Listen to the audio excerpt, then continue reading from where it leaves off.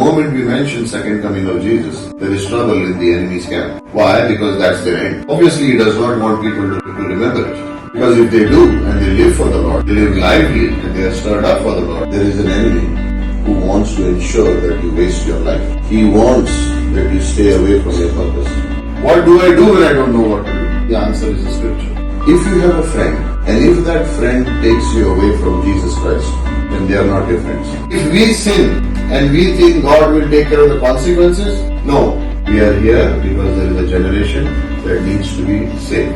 Do something that will bring the purpose of your life to the fore so that people will see Christ and not you. How do I enjoy God? You keep going. I speak to God, prayer. He speaks to me, Bible. I speak to others, soul winning. Learn to grow in prayer. If there is a blessing that is missed, it's because of a lack of prayer. Prayer is the one that will take care of all the problems. Learn to pray.